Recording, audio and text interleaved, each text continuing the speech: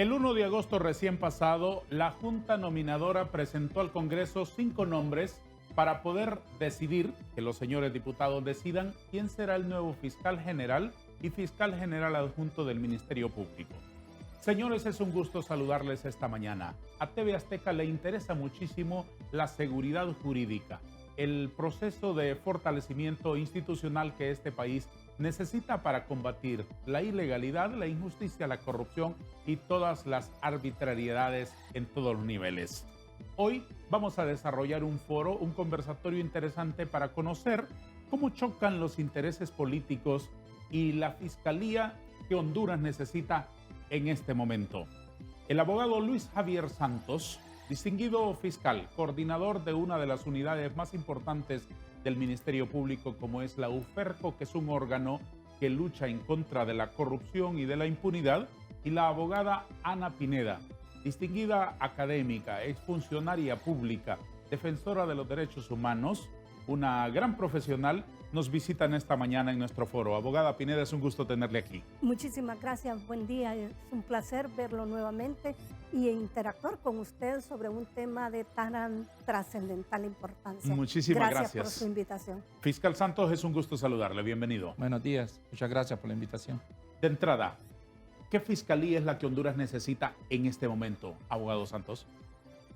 Pues yo siempre lo he dicho, que la Fiscalía debería de ser un ente fortalecido, temido por los delincuentes, por los que infringen la ley, y no que el Ministerio Público le tema a ciertos delincuentes que ya tienen un nivel y que se han establecido en Honduras en redes de corrupción, en redes de criminalidad organizada, y que no tenga esa fortaleza para poderlos combatir. Además, un ministerio público abierto a la población.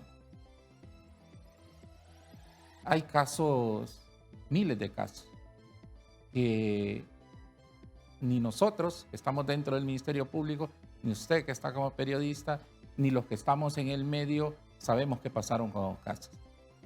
No digamos la población, que no está el día a día en estos temas. Entonces creo que el Ministerio Público debe ser abierto hacia la sociedad, dar respuesta, rendir cuentas de las investigaciones que realiza. Y si no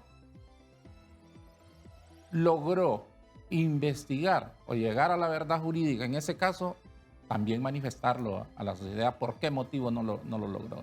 Cuando mencionó la segunda característica, doctor Santos, que dijo una institución que no le tema a cierto tipo de corruptos, me sacudió realmente.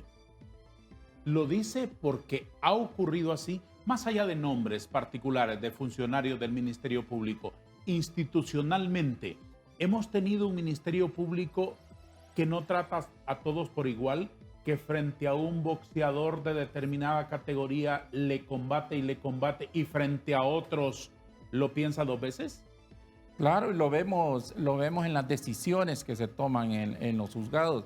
Cuando está una persona que se ha robado un celular, una persona que ha cometido un delito de poca monta, como le decimos, cuando vemos a un imputado que se ha involucrado en actos de corrupción. De corbata de seda. Claro. O cuando vemos a otro tipo de un nivel económico mucho más alto, sentado ante un tribunal. Un juez lo piensa dos veces. Para mandar a aquel delincuente de poca monta a la cárcel no lo piensa dos veces. Inmediatamente le dicta auto de formal procesamiento con prisión preventiva. Pero cuando se trata de un imputado involucrado en nivel de alta corrupción o en delitos financieros que implica mucha cantidad de dinero, pues el juez se convierte en otro defensor de ese imputado, incluso justificando del por qué lo deja en su casa o del por qué le da medida sustitutiva. Eso no debe de pasar también. ¿Ese es asunto del juez o del Ministerio Público que lo acusó? De ambos, porque el Ministerio Público también le tiembla la mano para solicitar prisión preventiva para poder para solicitar la medida cautelar de prisión preventiva contra ese imputado. Muchas veces lo hemos visto, incluso en compañeros, donde dice, Y contra estas personas vamos a solicitar orden de captura, vamos a solicitar que los citen ante los tribunales. Solicite orden de captura, porque la corrupción se debe de combatir con mano fuerte. Si usted desde el principio está mostrando debilidad en un caso de corrupción, pues entonces no lo está haciendo como la ciudadanía lo espera. Abogada Pineda, quiero escuchar su reflexión. ¿Qué fiscalía es la que Honduras necesita en este momento? Bueno, sumarme a lo que ya dijo el abogado Luis Javier Santos, coincido plenamente con él, pero tal vez solo decirle que el derecho tiene dos dimensiones: la dimensión deóntica, que es la dimensión del deber ser, lo que está formalmente establecido en la norma, y la dimensión óntica, que es la realidad. Y en ese sentido, la ley del Ministerio Público como la Constitución de la República ya establecen cuál es el ministerio que Honduras necesita. Y nos dice que el Ministerio Público, en el artículo 232, es una institución especializada en el ejercicio de la acción penal pública y es independiente de los poderes del Estado y libre de toda injerencia política partidaria. Si esa norma constitucional tuviera en realidad el respeto por ella misma a través de la clase política, por supuesto que los destinos del Ministerio Público y de Honduras en general serían totalmente diferentes. ¿Qué ha hecho falta para trasladarla del enunciado a la realidad de los tribunales que ha estado lamentando aquí el doctor Santos? Una clase política que podría calificarla de corrupta, de voraz, que solo piensa en sus propios intereses, los de la dirigencia de su partido político y en sus cercanos colaboradores, y nunca en función de lo que establece la propia Constitución, que dice que las y los diputados son los representantes del pueblo.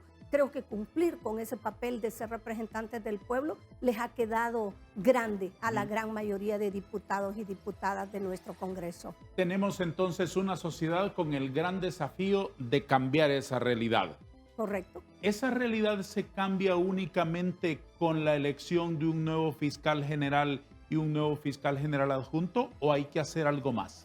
Yo creería que sí hay que hacer algo más. Ya está demostrado y lo hemos visto en el proceso de elección de la Corte en el mes de enero, pero también en procesos anteriores de magistrados y magistradas de la Corte Suprema, como de fiscal general y fiscal general adjunto, donde lo que ha prevalecido son los intereses políticos partidarios, no la meritocracia, no la formación académica como la que tiene el abogado Luis Javier Santos, no como la experiencia que él tiene, sí, la valentía y la determinación, el prestigio que ha... la integridad que Claro. tiene para el ejercicio de la acción penal pública. Así es. Pero si usted ve, más bien esos valores descalifican a cualquier persona. No son los valores que se deben de potenciar. Y es ahí donde creo que como sociedad nos hemos quedado corta al permitir que la clase política coopte a Honduras. Honduras está secuestrada por una clase política que es la que está decidiendo. Hay 5 personajes en nuestro país que son los que deciden la Honduras que todos y cada uno de nosotros queremos. Y yo me pregunto cómo es posible que estos 5 personajes tengan la capacidad de ser más influyentes que el resto de hondureños y de hondureñas que queremos una Honduras mejor. Yo creo que ha llegado el momento de cambiarlo y por supuesto la sociedad tiene que hacer mucho. Votar de manera consciente, de manera razonada, por cada uno de quien se postule a un cargo de elección popular en cualquier nivel electivo. Fiscal Santos, ¿se precisa de unas reformas profundas a la ley del Ministerio Público, del cambio de actitud de las comunidades de políticos que ha enunciado aquí la abogada Pineda, o basta con solo elegir un nuevo fiscal general y adjunto para tener el Ministerio Público, la fiscalía que Honduras necesita ahora? Pues para cumplir lo que le manifesté anteriormente, yo creo que tiene que ver más con voluntad, tiene que ver más con independencia del que se nombre como titular en el Ministerio Público. Ya lo hemos visto en otras ocasiones, instituciones donde se han reestructurado, se han creado nuevas leyes y siguen igual. Sí, igual porque no le ponemos atención a las personas que van a dirigir la institución. Yo creo que por ahí pasa. Desde el Congreso Nacional se pueden aprobar leyes, se pueden aprobar reformas, pero quien las va a interpretar es el que esté de titular en la institución. Es el fiscal general que está ahí quien va a interpretar esa ley, o son los que de alguna manera se ven involucrados en la aplicación de esa ley. Entonces, si no hay un fiscal general que aplique y que interprete las leyes de manera que tenga voluntad de combatir el crimen de más alto nivel, pues entonces vamos a seguir en lo mismo. Yo creo que la independencia es lo principal que debe tener un fiscal. Y no independencia cuando ya esté nombrado en el cargo.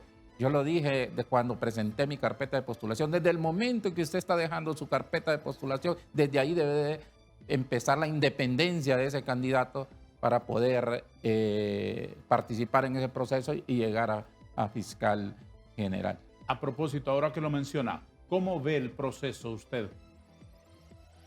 Pues ahora lo que vemos es que no avanza en el Congreso Nacional.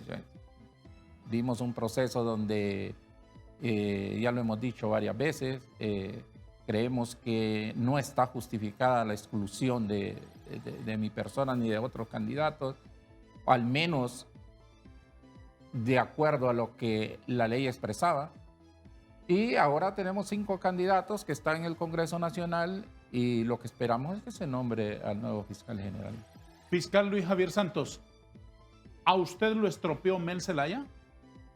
Pues desconozco directamente, pero esa fue la información que a mí me llegó en su momento, que se había manifestado que no se me quería al menos dentro de los 5 que se iba a llegar al Congreso. Teóricamente, ¿cuáles fueron los argumentos para evitar que usted continuara en el proceso de elección de fiscal? ¿Qué le explicaron a usted? Lo que me explicaron fue que no cumplía con uno de los requisitos que estaba en el protocolo de elección para fiscal general. Pero una cosa es lo que me explicaron y otra cosa lo que la ley decía o lo que la ley contenía. Vamos primero a lo que le explicaron. Bueno, lo que me explicaron es que yo tenía una demanda, dos demandas, una interpuesta contra el Estado por considerar que se nos vulneraron derechos laborales cuando se cerró la UFESIC y se crió la UFERCO, y me dijeron que con esa no había ningún problema, pero que lo que originaba realmente mi expulsión del proceso era la demanda que el Estado tenía contra mi persona. Una demanda que se interpuso en el 2013. Eteldera, cuando era procuradora Eteldera, salió una sentencia de la Corte Interamericana de Derechos Humanos y vino la Procuraduría para poder deducirle la responsabilidad o para poder repetir el perjuicio que se le había causado al Estado, pues tomó el listado de todos los jueces, estoy diciendo desde el juez de paz hasta los magistrados y de todos los fiscales que se habían personado en el proceso y nos demandó para que le devolviéramos al Estado cerca de 4 millones de lempiras. El problema es que no identificó la culpa ni el dolo de cada uno de los participantes y eso se lo cuestionaron los primeros emplazados que hubo en esa demanda. Y la demanda quedó en el abandono. Y eso lo reviso yo cuando la Junta Proponente sale que todavía la demanda está vigente. Me voy al juzgado y lo reviso. Y veo que en 2 ocasiones se ha cumplido el término para que la demanda quede en abandono. Y desde el 2016 la Procuraduría la dejó en el abandono. ¿Y qué pasa? Dentro de la misma sentencia de la Corte Interamericana se hace saber que quien hizo mucho más actividad en esa investigación contra Yanecagua fue mi persona. Nosotros en el poco tiempo que estuvimos personados avanzamos en la investigación y logramos identificar a un policía que había estado involucrado en la escena del crimen. Al menos para darle otra apariencia en la escena del crimen, lo llevamos ante los tribunales. El fondo del asunto era el asunto de la muerte de Janet Caguas. Sí. Y eso fue lo que realmente vinculó la participación del Estado con la muerte de Janet Caguas. Y es uno de los fundamentos fuertes para que fuera condenado el Estado de Honduras.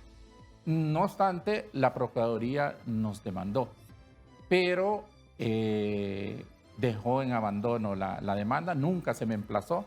El emplazamiento es cuando la Procuraduría pide que se me dé la copia de la demanda y un término para que vaya a contestar ante los tribunales. Eso nunca se realizó. Una opinión de tipo técnico, legal y hasta con matices de carácter ético y moral, ¿eso inhabilita a un personaje como él para un proceso de esta naturaleza, abogada Pineda? No, y lo he venido diciendo cada vez que tengo la oportunidad. La exclusión del abogado Luis Javier, como de otras dos personas, creo que fue injustificada e improcedente. Es más, ni constitucional, ni legal, ni reglamentariamente existe como causa de exclusión el que él haya sido contrademandado. Es más, yo fui, siendo secretaria de Estado, la persona que organizó el reconocimiento internacional del Estado y el perdón por el asesinato en el caso de Janet Caguas, y tuve la oportunidad de leer esa sentencia.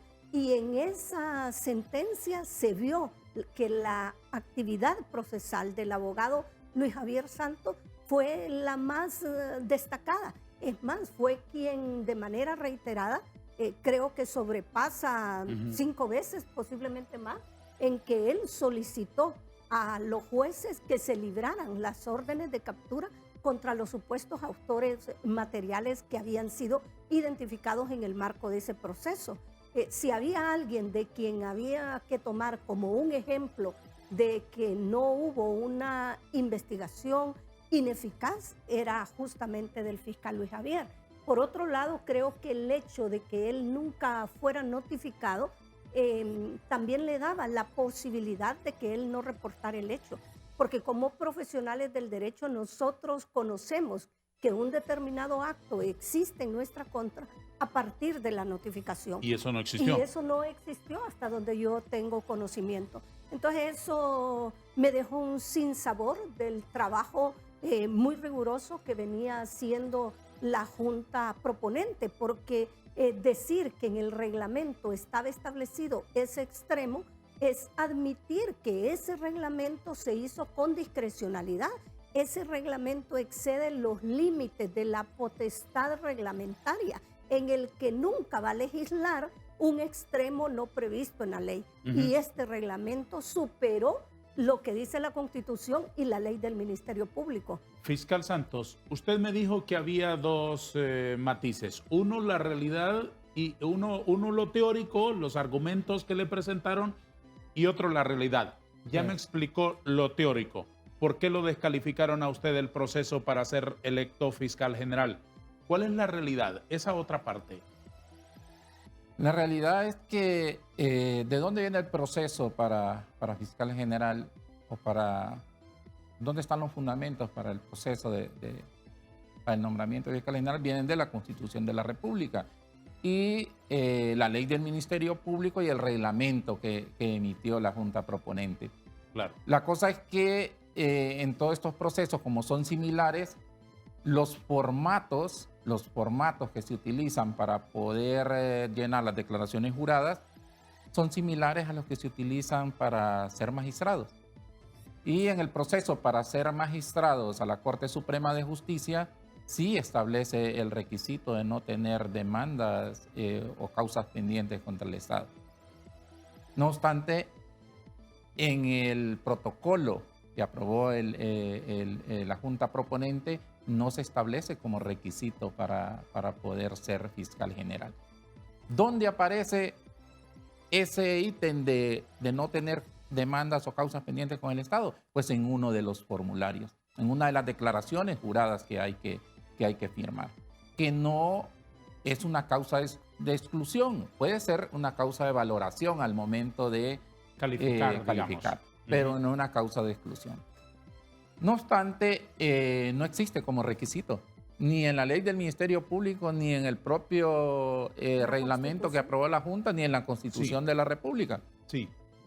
Pero vayámonos a que la Junta Proponente lo debía de tomar como un requisito.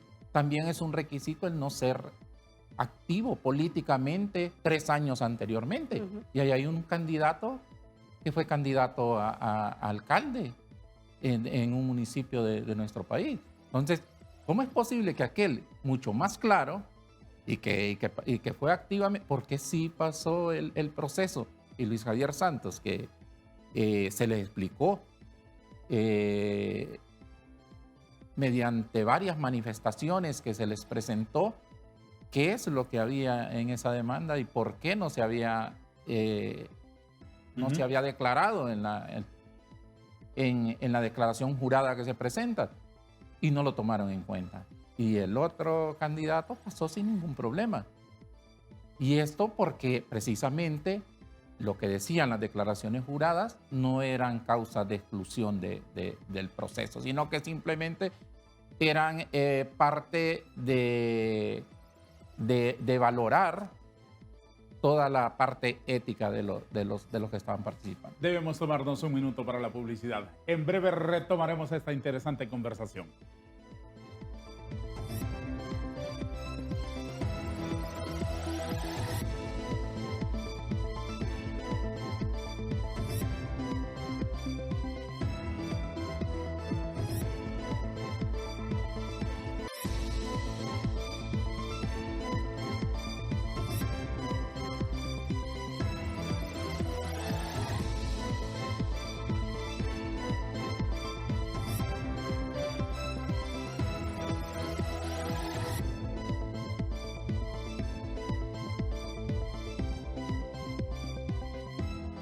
Estamos hablando hoy en TV Azteca sobre la fiscalía que Honduras necesita y el choque que eso tiene con los intereses políticos. Hablo con el fiscal especial de la UFERCO, coordinador de la UFERCO, don Luis Javier Santos, y la distinguida abogada del Foro Hondureño, doña Ana Pineda. Abogado Santos, ¿qué pasará con los recursos de amparo que ustedes interpusieron ante la Corte Suprema de Justicia? Pues desconozco. Usted interpuso uno, ¿no? Sí. Se interpusieron 4 recursos de amparo al final. Sí. No se han pronunciado sobre... Sí fueron admitidos. Fueron admitidos. Sí. No sabemos en qué estado del proceso están, ni sabemos si se van a resolver. Un diputado ha dicho recientemente que es probable que en vez de los 5 de la nómina se tengan 9 porque los recursos de amparo pueden prosperar y el Poder Judicial activar la participación de los otros 4 postulantes. ¿Usted cree que eso sea posible? Pues yo creo que no. Yo creo que no hay tiempo porque los recursos de amparo dentro del proceso hay se nos tiene que dar traslado para formalizar el recurso. Y eso no ha pasado. Y no creo que vaya a suceder antes de la elección del fiscal general. Al menos que se suspenda la elección del fiscal general y se dé mucho más tiempo. Pero a esta altura no creo que eso suceda. No creo que los recursos de amparo definitivamente no se van a resolver antes del 1 de septiembre. Porque no existe el tiempo para que eso suceda. ¿Estamos entonces ante la posibilidad de que esos recursos queden en el congelador del Poder Judicial, abogada Pineda? Bueno, primero decirle que una de las dificultades de contar con un Poder Judicial y una Sala de lo Constitucional politizada, en tanto fueron seleccionadas por méritos políticos partidarios quienes la integran y distribuidos en cuotas, esto presenta menos posibilidades de que recursos como estos prosperen, sino en función de una ponderación política, de tal forma que las y los magistrados están ponderando si lo resuelven o no lo resuelven. Obviamente el amparo es una garantía constitucional que permite a toda persona afectada en el goce de sus derechos poder interponerlo. Si la sala tuviera voluntad política, yo soy de las que creo que aún estamos a tiempo. Hay ocasiones en que la Sala de lo Constitucional no ha dado traslado a la parte recurrente para que lo formalice, cuando este es tan completo que no necesita mayor explicación, porque la formalización en realidad viene a ser una formalidad meramente técnica.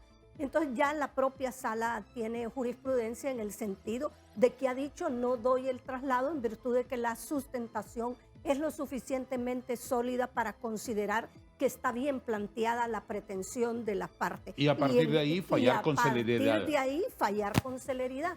Es más, pudo haberlo hecho frente al acto que le correspondía a la Junta Nominadora, porque la Junta Nominadora implicaba un acto, que era el proceso de selección y conformación de una nómina, pero ahora puede hacerlo frente al acto de elección. Incluso la sala puede adoptar decisiones legisferantes. ¿Qué significa eso? Que puede dar una instrucción al legislador en el sentido, modifique tal requisito, amplíe el término para que se constituya tal o cual acto. Eso perfectamente lo puede hacer si fuera una sala constitucional convencionalizada. Las salas de lo constitucional o tribunales constitucionales convencionalizados, como sí existen en otros países, el Tribunal Constitucional de Colombia, la Corte de Constitucionalidad de Guatemala, la Sala Cuarta de Costa Rica, ya tienen decisiones en jurisprudencia donde lo que prima es la tutela de un derecho.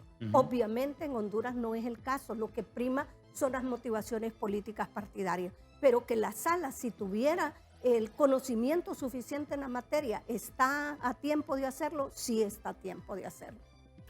Abogado Santos, para cerrar ese capítulo de su participación y pedirle reflexiones sobre otros tópicos de este proceso de elección de un nuevo fiscal general y fiscal adjunto, le escuché a usted decir que una de las cosas que lo volvían a usted no elegible era, palabras más, palabras menos, que usted no agachaba la cabeza ante los intereses particulares de los políticos de todo tipo en Honduras. ¿Ratifica esa tesis?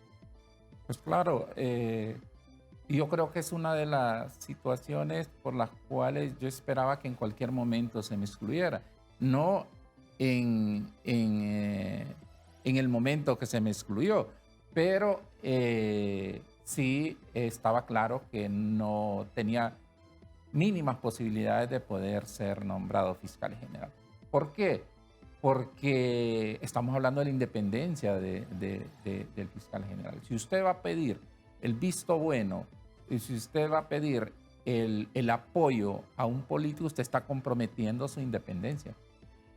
Los candidatos a un cargo como fiscal general deben de someterse al proceso y que los políticos hagan sus cuestiones políticas, pero los candidatos no deberían de participar en eso, ni mucho menos andar buscando el apoyo de los políticos, porque al final pueden estar involucrados en alguna investigación en el Ministerio Público y usted va a tener que decidir de manera independiente qué es lo que va a pasar en ese proceso. Pero la realidad es otra. La participación de los políticos, la decisión de los políticos, la manipulación de los políticos está siempre presente a pesar de que las comisiones nominadoras de la Junta de la sociedad civil declaren y aspiren a lo contrario. Claro. Es la manipulación política, hoy después de tantas experiencias, la que les tiene a ustedes y coincidentemente a ambos afuera de instituciones en procesos de este año. A usted fuera del Poder Judicial, a pesar de ser usted, por mucho, la más brillante de todos los que participó. Muchas gracias. Una hondureña con extraordinarias calificaciones éticas y profesionales como usted. Gracias. Ante cuyo paso los hondureños debemos aprender a aplaudirle. Muy amable. Y a usted, evidentemente, por su intervención en el Ministerio Público, que ha sido un fiscal ejemplar, es la manipulación política las que ni siquiera les permite llegar al Congreso para que 128 personas tomen una decisión atinada para las instituciones. ¿Cuál es su reflexión? Sí, definitivamente es así. Se ha demostrado y muchos profesionales no van a estar de acuerdo con lo que yo le voy a decir. Incluso me han dicho, Ana, no digas eso, pero voy a decirlo de nuevo ante usted. Yo soy de las que creo que es fallido el proceso de escogencia de altos funcionarios del Estado en nuestro país. y que es fallido porque se ha puesto en manos del órgano político por excelencia la selección de los altos funcionarios del Estado. La Comisión de la Verdad y la Reconciliación, como la Comisión de Verdad también, cuando emitieron su informe, establecieron que en Honduras debía de cambiarse el sistema de escoger a los altos funcionarios del Estado y que debía estar a cargo de un órgano colegiado con las personas de la más alta autoridad moral y de independencia política que tuvieran el cometido de seleccionar por criterios objetivos de meritocracia a quienes ocuparan las principales instituciones. Y dijo, si en Honduras se llega a crear este Consejo de la Magistratura encargado exclusivamente de la selección, los destinos de la institucionalidad de Honduras serían otros. Los destinos del Estado de Derecho serían otros. En otras palabras, quien mengua los indicadores del Estado de Derecho, de seguridad jurídica en nuestro país y consecuentemente la representación de los intereses generales de la sociedad es una clase política que egoístamente solo piensa en su bienestar. ¿Comparte usted, fiscal Santos? Claro, compartimos totalmente el hecho de que, mire, si nosotros entendemos que el nombramiento del fiscal general, tal como están los procesos, tiene algún componente político, pero que esos consensos que se den no sean para buscar impunidad. Es que ahí está lo malo. Ahí está la diferencia, que claro. Cuando se dice llegamos a un consenso, es que llegamos a un consenso. Gracias, que no se nos procese, que no se nos investiga, y si se nos denuncia, esas denuncias no van a seguir el camino adecuado entre la institución. Esos son los consensos que se buscan en Honduras. Entonces yo creo que si los políticos hicieran una elección política, pero para elegir al mejor fiscal general, yo creo que no habría problema. Yo creo que todos los procesos siempre van a tener sus debilidades. Y el actual proceso de magistrados y fiscal general viene desde el momento que se nombra al presidente del Colegio de Abogados, que también se ha politizado el nombramiento del rector de la universidad. Entonces, si esos procesos son politizados, claro que los representantes en una junta proponente van a ser políticos. ¿Cuál debería ser entonces el modelo para no seguir repitiendo lo mismo? Porque ustedes lo saben eso perfectamente. Las funciones del Congreso de la República son indelegables, constitucionalmente establecido.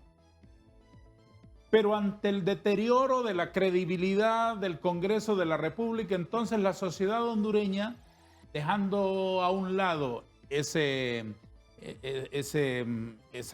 artículo de la Constitución de la República, nos pusimos de acuerdo todos y dijimos muy bien, con los dientes apretados, quitémosle al Congreso esta función y deleguémosela en una comunidad de gente honorable, de gente de este país notable, distinguida, para que a través de instituciones de la sociedad, organizaciones de la sociedad civil, etcétera, nos propongan y que el Congreso ya traiga a la gente depurada, las listas, las mejores listas, para que los señores del Congreso ya lo tengan facilito y que seleccionen entre gente preseleccionada.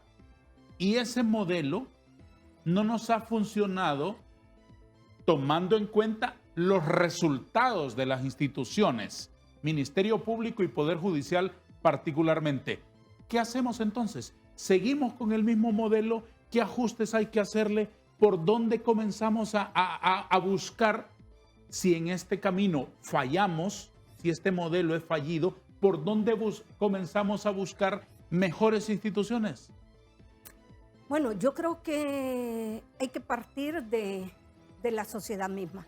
Yo creo que el pueblo hondureño tiene que saber escoger a quienes le van a representar como diputados y diputadas y diputadas en el Congreso Nacional. Hay una enorme responsabilidad en la integración de instituciones de otros poderes del Estado en segundo grado por parte del Congreso Nacional. No solo es el quehacer esencial de legislar al que le corresponde al Congreso Nacional, es una enorme responsabilidad el catálogo de atribuciones, 45 en total, además de otras que en otras disposiciones se ha atribuido.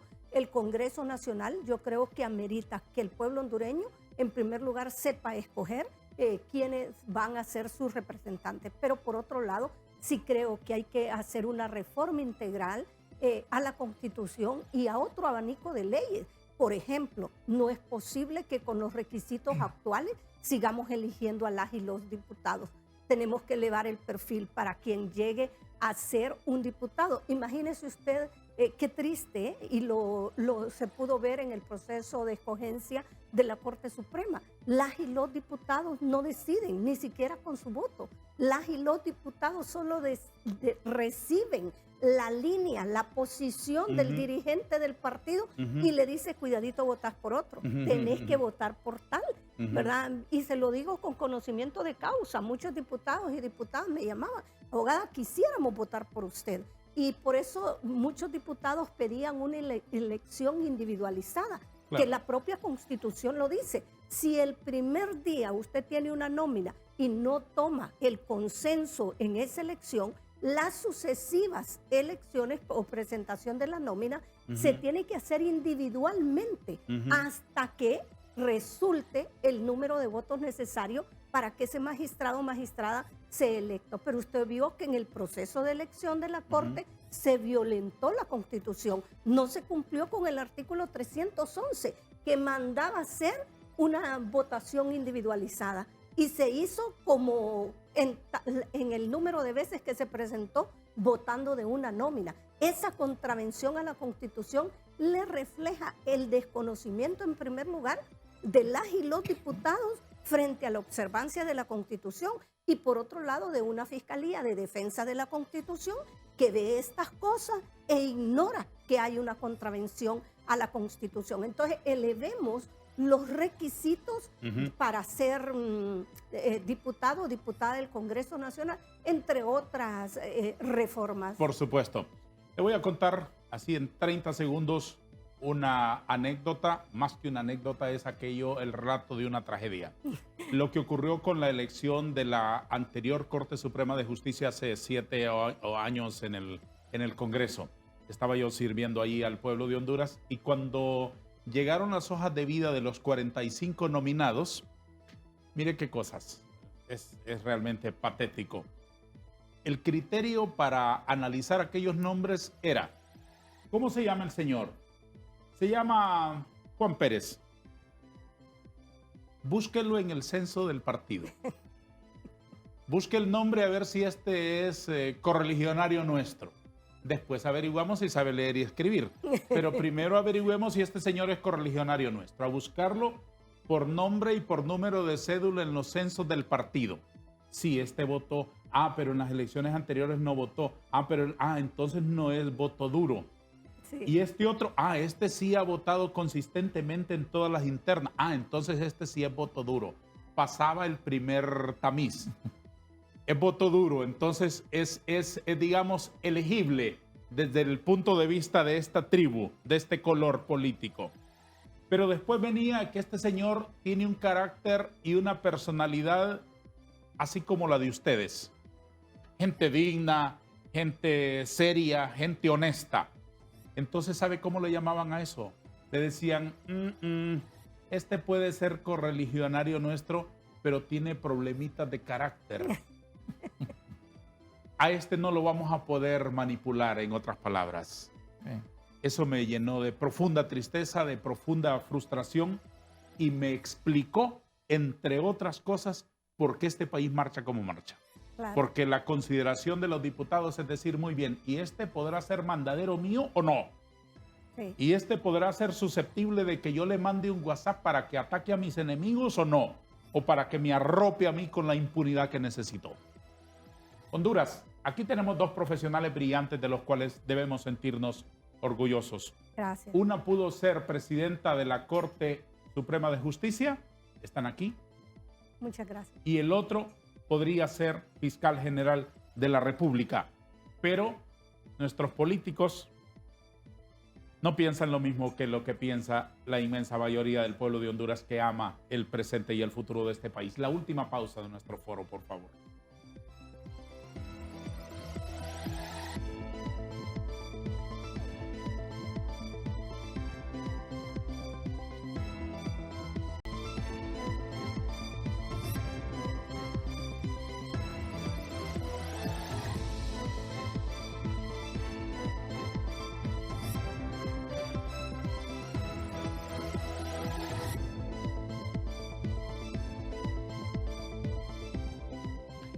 Queridos señores, ¿cómo ven ustedes la nómina de los 5 profesionales que han llegado al Congreso para ser seleccionados fiscales? ¿Tenemos esperanza?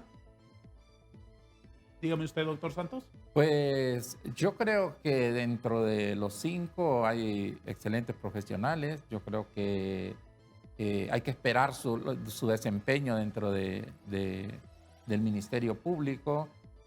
Y lo que esperamos, y que así va a ser a lo mejor, es que entre los 5 se elija al titular y que no se vaya a pegar a la clase política, sino que tome sus decisiones de manera ¿Existe la posibilidad que la decisión final de los diputados sea por fuera de esta nómina? Yo creo que no. Yo creo que, bueno, en Honduras cualquier cosa puede pasar, pero yo creo que sería dañino para el país. Yo creo que la decisión se debe tomar dentro de los que están en el proceso. ¿Qué lectura hace usted, doña Ana, sobre esta lista así de manera global? Bueno, no es representativa del Foro Jurídico Nacional. Creo que el proceso de postulación fue de los más deslucidos de la historia. Solo participan 26 profesionales del derecho, no los mejor calificados de nuestro Foro Jurídico Nacional. Habían personas con mucha más autoridad académica, experiencia profesional en derecho penal y procesal penal. No obstante, la misma desconfianza en los procesos de escogencia de estos altos cargos hizo que muchos profesionales optaran por no participar. Pero finalmente tenemos una nómina de 5 candidatos. Hay 3 de ellos, los primeros 3 que tienen la experiencia de haber sido fiscales del Ministerio Público. Consecuentemente tienen formación en derecho procesal penal y derechos humanos. Y creo que en los 2 primeros yo tengo la suerte de conocerlos. Son personas, y espero no equivocarme, que creo que harían un buen trabajo. Yo confiaría que la clase política que les seduce, que le habla al oído, que los llama a reunirse con ellos, no les haya hecho caer en la tentación y que ahora por llegar a la posición estén renunciando a sus convicciones. Yo particularmente quiero seguir creyendo en ellos, que harían un muy buen trabajo si se les da la oportunidad de ser fiscal general y fiscal general adjunto. Sí creo que evidentemente no son los mismos tiempos, un tiempo difícil tanto al interior del Congreso para concertar voluntades por las causas que ya hemos hablado, ¿verdad? Hoy se busca más a un mandadero que a un fiscal general y a un fiscal general adjunto. Lo que se está buscando es el ejercicio de una acción penal pública selectiva, donde yo doy la lista de a quienes se persigan y a quienes no se persigan. Esa es lo que estamos viendo muchos profesionales del derecho, pero esperaríamos por el bien de Honduras que se escoja dentro de esta lista, que se escoja dentro de los escasos días que quedan y que el 1 de septiembre el actual fiscal sea sustituido por 2 que se encuentran dentro de esta nómina. Por su experiencia, deme su opinión. ¿Qué conexión tiene la elección adecuada, atinada de un fiscal general y un fiscal adjunto con la buena voluntad de las Naciones Unidas para colaborar con una comisión contra la impunidad en Honduras? Bueno, aún no sabemos las facultades que va a tener la comisión que se instaure en el país o que se pueda crear en el país. No obstante, al ser el Ministerio Público, al tener el Ministerio Público el monopolio de la acción penal, pues una misión no podría funcionar si no es con la colaboración del Ministerio Público. Además, todas las agencias de investigación están en poder del Ministerio Público. La información está en poder del Ministerio Público. al menos que se reforme la Constitución y se le dé a esta misión internacional también facultades para investigar y para poder acusar, lo cual yo lo veo difícil. Yo lo veo difícil porque los laboratorios, la agencia de investigación, los agentes, la gente que tiene experiencia en investigación están en poder del Ministerio Público. Y una misión que venga a formar investigadores, a formar fiscales, a crear sus propios espacios para poder investigar, eso no estaríamos viendo los resultados a corto plazo. Creo que lo mejor es trabajar en conjunto con el Ministerio Público, utilizar lo que el Ministerio Público ya tiene y de esa manera ejercer la acción penal de manera efectiva. Si no hay ese apoyo del Ministerio Público, pues no se podría trabajar de manera adecuada. Creo que eso es decisivo para el papel que pueda desempeñar una misión internacional en el país. En dos direcciones, abogado Santos. Primero, en los resultados de la CICI potencialmente durante su periodo. Claro. Y segundo, lo que quede en el día después de que la CICI se vaya. Lo que queremos es instituciones fortalecidas. Claro. ¿De qué queremos traer? ¿De qué nos sirve traer un entrenador que nos venga a enseñar tenis si solo él va a jugar tenis y el día que se vaya no aprendimos nada? Así. Claro, y esa es una de las cuestiones, de las fortalezas que tuvo la MASI, lo que es trabajar en equipos integrados. Exacto. A diferencia de lo que pasó en Guatemala. Y eso se ha analizado en diferentes foros. En Guatemala la CICI trabajaba de manera aislada. Era una cápsula. Claro. Y llevaba los expedientes, participaban los fiscales, pero las investigaciones las realizaban. Así es, de manera que una vez que se van, las instituciones quedan tan deterioradas como estaban en el día cero. Claro. En el día que llegaron. Finalmente, abogado Santos, ya solo tenemos un par de minutos. Quiero escuchar una reflexión suya en el siguiente sentido.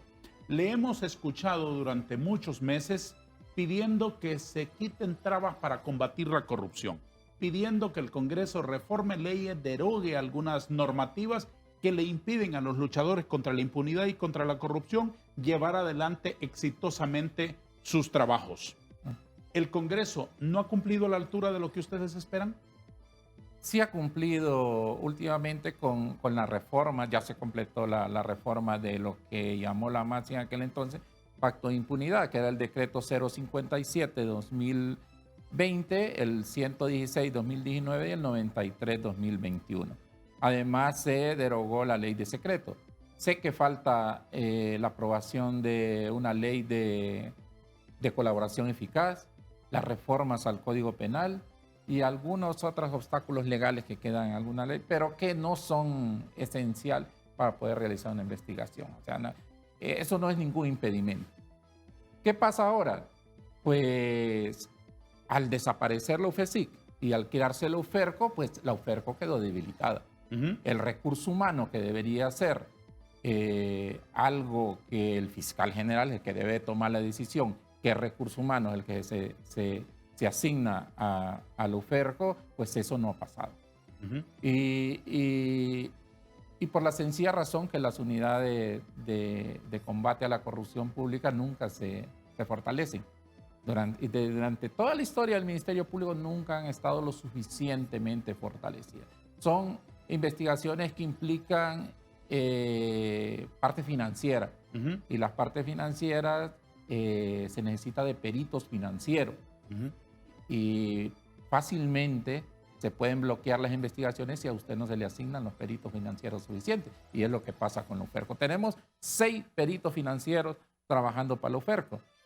Si usted dice, pero 6 peritos financieros podrían sacar 6 investigaciones. Cuando se trata de alta corrupción no es así.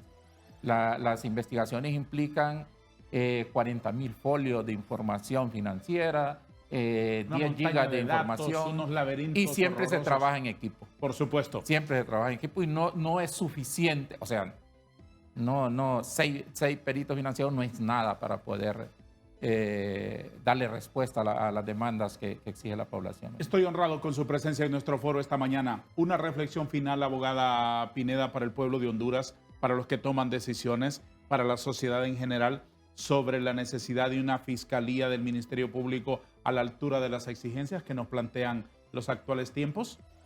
2 cosas son necesarias en el actual momento. Uno, que el Congreso Nacional elija dentro de la nómina de los 5 candidatos y dentro de los escasos días que tenemos previstos para que el actual fiscal general cese en el cargo. Y lo segundo, tomar todas las medidas legislativas que sean necesarias para el establecimiento de una comisión internacional contra la corrupción y la impunidad que tengan la capacidad de ejercer la acción penal pública de manera independiente, pero también sumándose a la que puede ejercer el Ministerio Público, y que se pongan de acuerdo en aquellos puntos que todavía no lo están, para que no se siga entorpeciendo más la llegada de este importante mecanismo a nuestro país. Muchas gracias. Muchas gracias a usted. Abogado Santos, una última pregunta para que me la responda con una calificación. De 1 a 10, ¿con cuánto califica usted la gestión del fiscal Chinchilla? Con 5. Le agradezco mucho a ambos por haber estado con nosotros. Les deseo muchísimos éxitos. Muchas gracias. Sepan que los hondureños de bien nos sentimos profundamente orgullosos de la clase de personas que son ustedes. Gracias, muy amable. Muchas gracias y muchos éxitos. El abogado Luis Javier Santos, coordinador de la UFERCO, y la abogada Ana Pineda han estado compartiendo sus reflexiones esta mañana con nosotros. A todos ustedes, feliz fin de semana. Gracias. Adiós.